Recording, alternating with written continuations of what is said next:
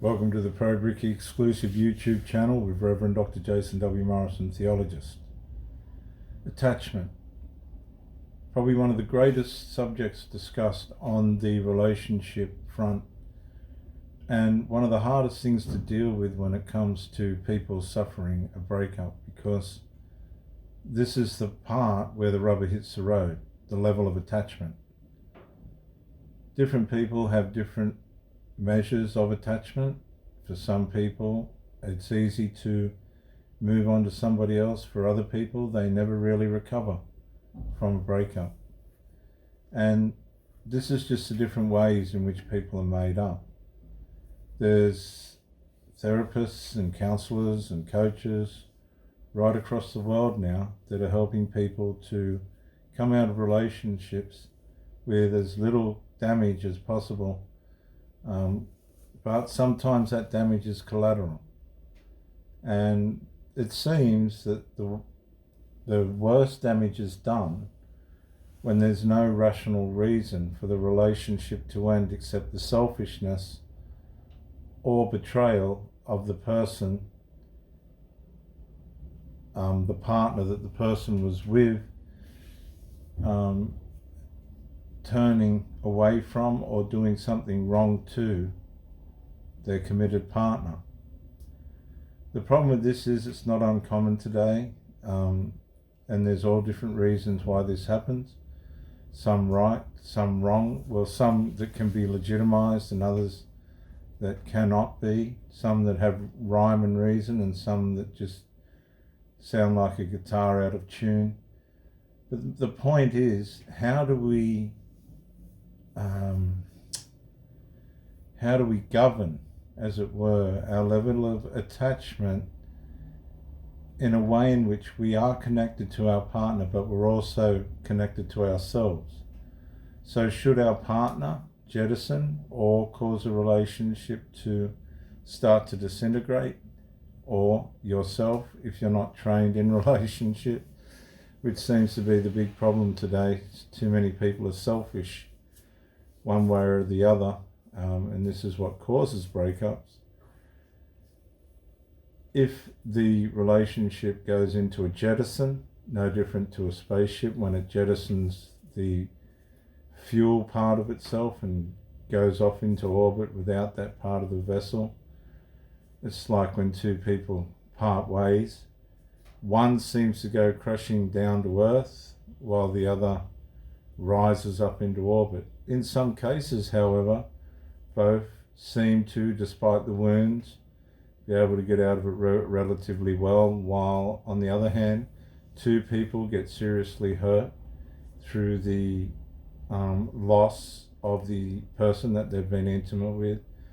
And again, on the other hand, one seems to sail away okay, while the other one seems to go back falling down to earth.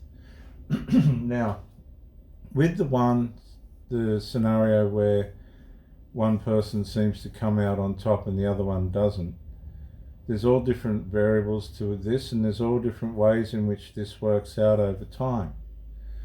Sometimes, and this isn't spoken about very often, as the dumper seems to be related to as the victorious one, I don't believe that's always the case. As a matter of fact, I don't believe it's anywhere near always the case.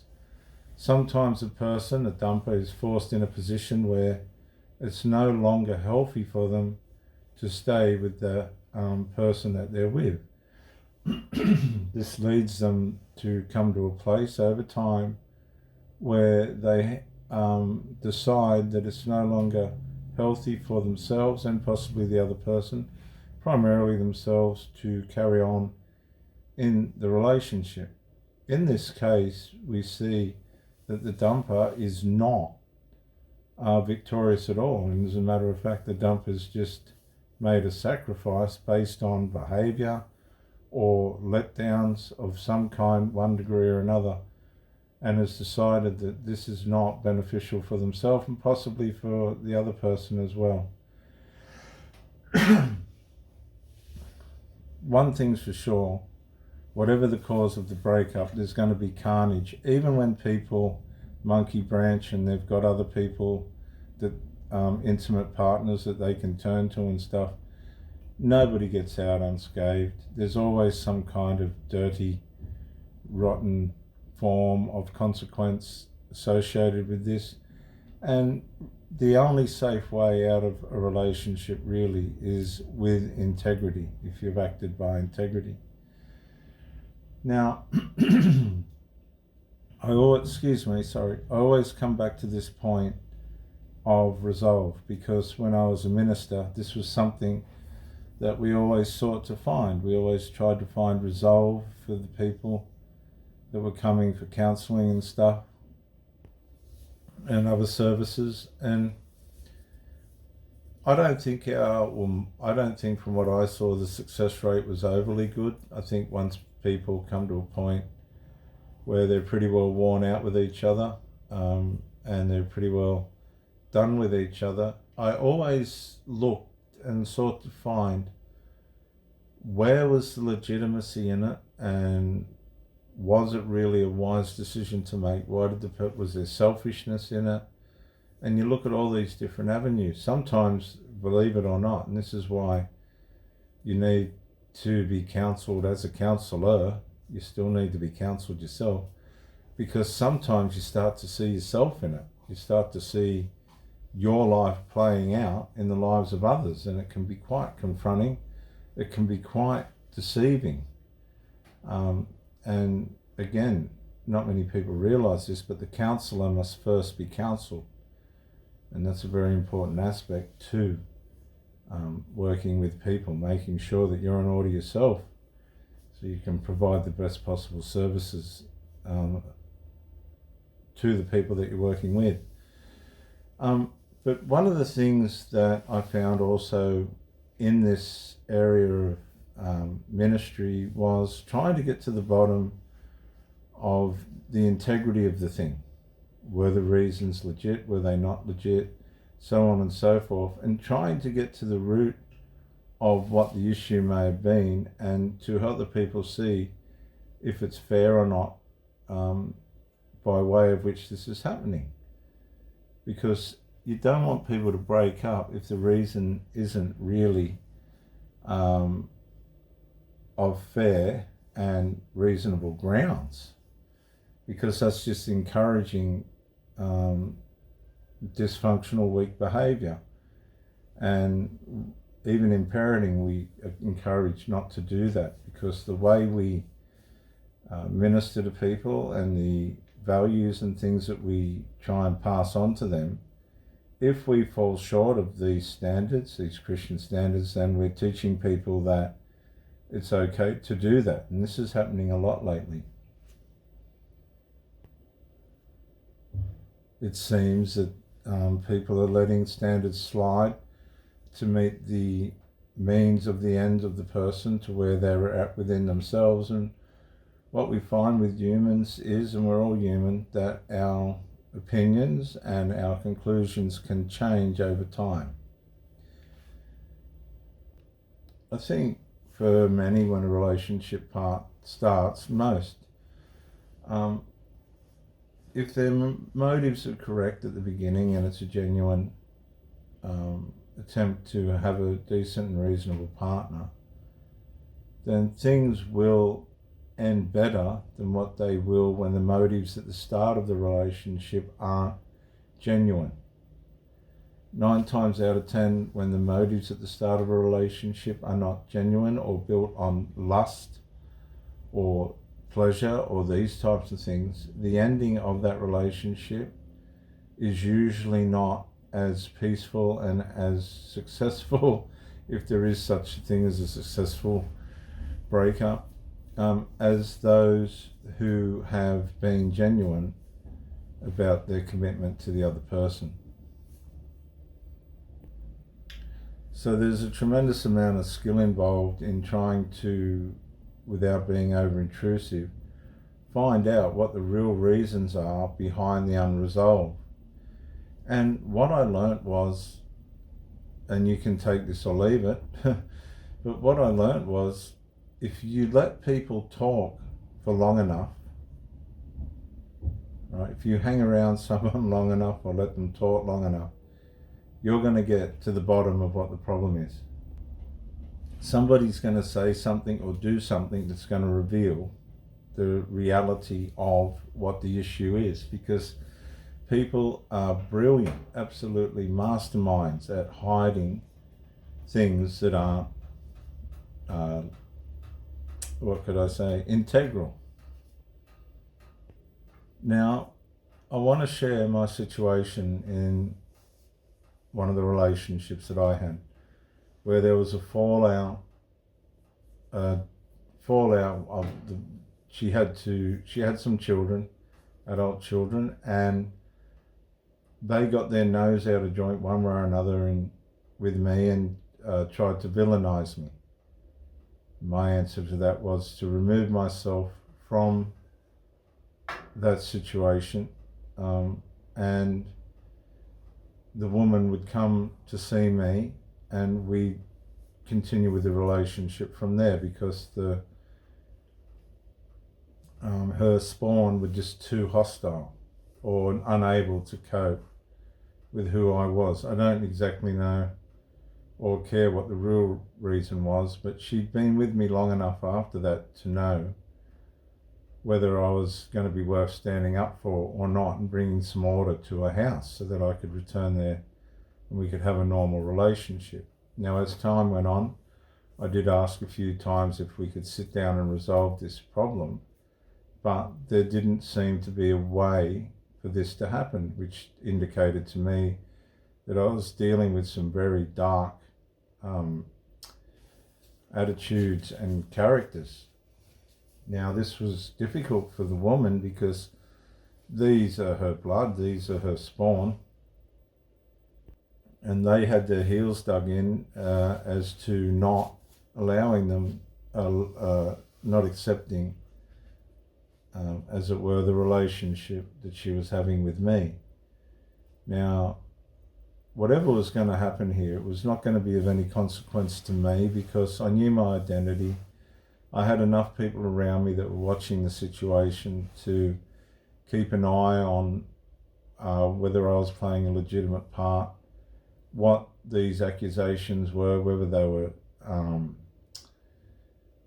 legit or just hypersensitive forms, manipulative forms and ways to try and control the mother, because they were over-dependent on their mum, which isn't a criticism, it's just was the formation of the situation.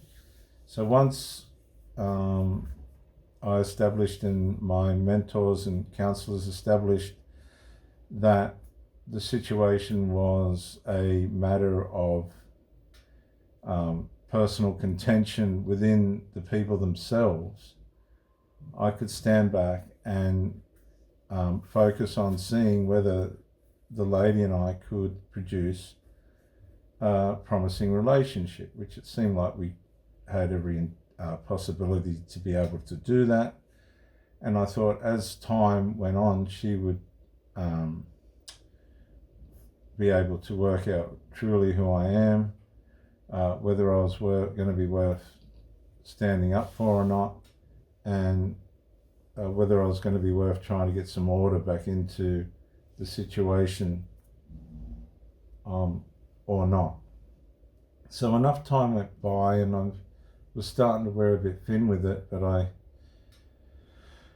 could see this lady really, really trying, and I wanted to honour that as best as I could. And it came up to a family event, and I was a little bit, what could I say, standoffish to say I would go along, because it was a matter of close family. I believed that her children, it was more important, way more important for them to go than for me, and I had no resentment with that whatsoever. But I did have a terrible amount of resentment and bitterness towards the fact that this had gone on so long, and it was only grievances about the way these people felt. I'd really done nothing wrong to anyone. It was very difficult and very complicated, but I decided that I'd agree to having no issue with stepping out of going to the family event. I had no problem with that at all. And I explained this to the lady, and away she went, and she was happy with that, and it was agreed that I wasn't going to go, and the boys decided that they wanted to go, and that was cool. That was cool with me. I had no issue with that. But what this did after she went and I had time to sit down and think about things, what it showed me was that this matter wasn't being resolved. Now I have to come back a bit. She did say that she thought that we could all go together. Now, I did wrestle with this a little bit, thinking, well, I can see what she's trying to do. She wants to try and use this event as a means of trying to reconcile whatever the differences are between her sons and myself. But what she failed to realise is the tension that had been built over the duration of this issue not being resolved. I didn't feel comfortable at all going to one of their family events and all of a sudden being, plonked in the middle of a situation where I'm dealing with two people that really wanted nothing to do with me and had no intention of having anything to do with me, because it was requested a couple of times to see if we could get this sorted out. So I had a bit of a hostility and a lack of patience towards this idea. But I said, you go along and I'll sit this one out. After she left, a terrible oppression, this dark oppression come over me. And I needed to let her know, and I rang her up and I tried to, because when I rang her up, she said she was so happy that, I could understand what needed to take place there, which I did. I absolutely had no problem with that at all. But what I did have some pretty serious struggles with at this point was the fact that, I'd been put on the sideline again. The issue hadn't been resolved.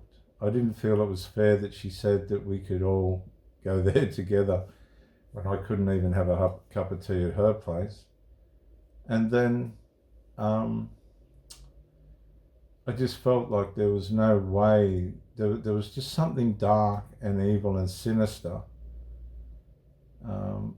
in the way in which this had gone on for so long. So I couldn't, I did challenge the lady a couple of times and say, look, why don't you just stand up for the relationship? You've known me long enough. And she just wouldn't do it. And this left my head swimming. So I rang her up and I said, look, I'm not feeling all this comfortable with the whole thing. She said she was happy with it all. I said, I'm not comfortable with it all. And she said, well, why didn't you fix it? And what that revealed to me was that this woman had a resentment towards me about the way in which her son reacted to a talk we had on her front veranda. And I have to say, the performance wasn't a very good one, be it her son or not. I'd been around long enough, way long enough, to know what I was dealing with. And for all that time, this woman was still unsure about what actually happened. But that's maternal, isn't it? And at this point, I'd come to the point where I just decided that this is not something I'm interested in anymore. I think it was in the best interest of everybody for her to F off, get your stuff and F off, because she wasn't able to stand for the relationship in terms of re-establishing a position for me at her place. And it was time for everyone to move on, for me to put myself in a healthier situation and to let her go and just let her and her sons have their peace back without tension caused by whatever their attitudes were towards me, which really, to be honest, I couldn't have cared less. But it took a tremendous amount of patience in two ways: tolerance towards the situation and patience trying to navigate to see if I could find a deeper answer from inside her, because she wasn't the greatest sharer of the things that she felt and things like this. As a matter of fact, she was very quiet and quite mute, and I say that respectively. But when I got to this point where I let her have everything she wanted in terms of this family turnout, what I noticed before this was she wasn't aware of how I was truly feeling, because she wasn't taking any notice of it. She just wasn't addressing where I was really at. But I'd been experienced with women for so long, I could still function under this stress. It wasn't an issue, but it was at the point where at my age I figured I could do a whole lot better than this for my mental health and probably my physical health and my life. When she left my place and was convinced everything was all right, which it was, the only thing she didn't realize was I wasn't all right. I really wasn't. And this is where she kept falling over. She had no comprehension of where I was at mentally. And this led me to think that maybe, I don't know who her husband was or how well that worked out, but there was some pretty big blind spots in the way this woman dealt with resolve. As a matter of fact, she weren't prepared to deal with any resolve. And this was building pressure and resentment and all this other stuff. And she didn't seem to have any particular concern about that, because she never really did anything to try and stop it. I mean, now she might say she did, but she didn't, because if she had, it wasn't a hard fix. So when she'd realised, oh, hang on a sec, this guy is now, one minute he's happy, the next minute he's not, her response to that was, why didn't you fix it? Now you've got to be quick on your feet and listening to what's going on, because that was a clear statement saying, you're the one that's caused this problem. You're the reason why it's gone on for as long as it has. And until you fix it, it's never going to change. And that was completely so far left field from the reality of what was actually going on, which was a couple of sulking adult male children. That's all it was. When she turned the whole thing around and pointed it at me, it answered all of my questions. And the questions were that she was so maternally bonded to these boys, she was not going to be able to tell them that Jason is, I don't know whether she thought I was a bastard or a good bloke. This is what Jason is, and you just need to accept that and let's get on with it. She never ever done that. And I have no resentment or bitterness towards it, but I certainly made choices surrounding that. Anyway, to cut a long story short, that was the end of the relationship. Now the problem went on for 9 months, maybe 10 months, 9 months, 10 months, I don't know, a long time. And the relationship was over when I said, you know, you might need to get your stuff and F off. It was over in minutes. Never heard from her again. In minutes. So this is what you've got to ask yourself. Where was the value? Well, the value was with the problem. Because if you don't have any value for something, you'll fix it. You'll get rid of it. But she couldn't find a way of doing that. I think part of it was fear. She's mentioned fear. Can't think of any other thing at the moment. And I wondered, why would you fear your own children? Which is another sign of weakness. I saw a lot of weakness. Knowing this woman is not really all that weak. She's quite capable on her 2 feet, and she gets around and does all her responsibilities really well. And so my point is this.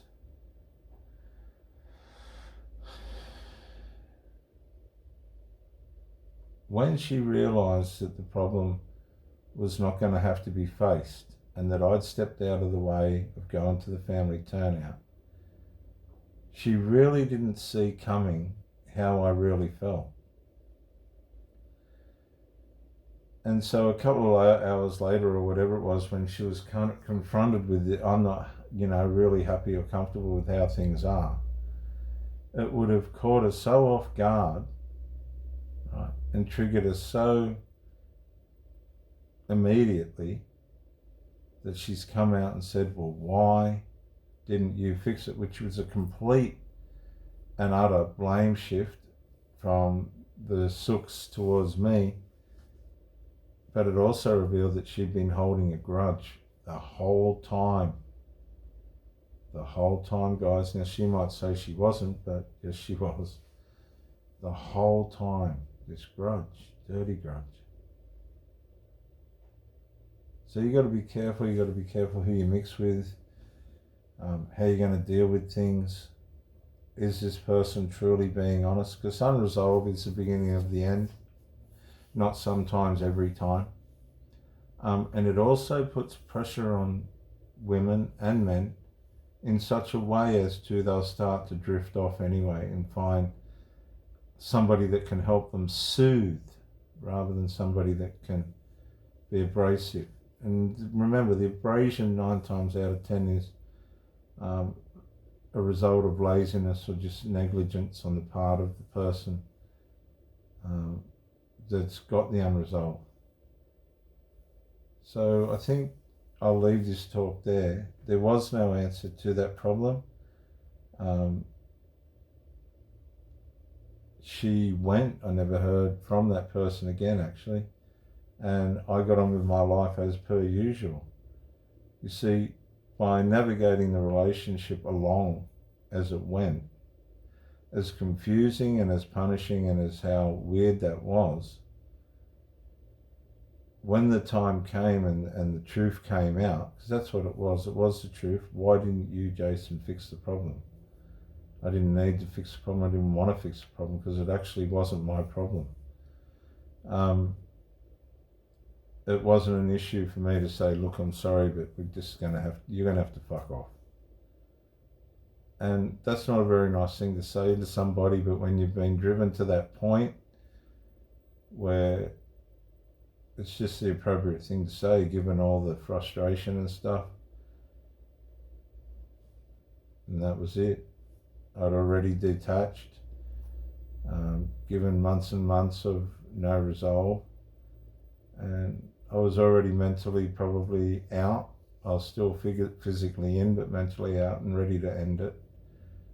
Because it was all too hostile. It was all too wrong, and I became a Christian so that I could avoid all these things, and the next thing I'm in it up to my neck. Now, this isn't anybody's fault, right? It's just the way life works out, and whether people learn from it or not, it's up to them. But it's not a situation that you want to find yourself in. It's not a place that you want to be as a man at my age. You should have been just cruising. So you don't know what the negligences are, what the omissions and commissions of somebody is or are when you meet them. And it does take time. But when time's passed and these pressures arise, you're going to find out who you're with 100% of the time. They'll either rise or they'll fall. And if they've already fallen and they don't like you and all this sort of thing, I'd seriously suggest, really I would, think about walking away and just finding a life somewhere else, or doing life some other way or somewhere else. Because you can waste years and months and all this other stuff waiting for what I call a disorganized attachment style person to make their mind up about what they're going to do and what they're not going to do. So this is Reverend Dr. Jason W. Morrison on the Pro Brick exclusive YouTube channel. Bye for now.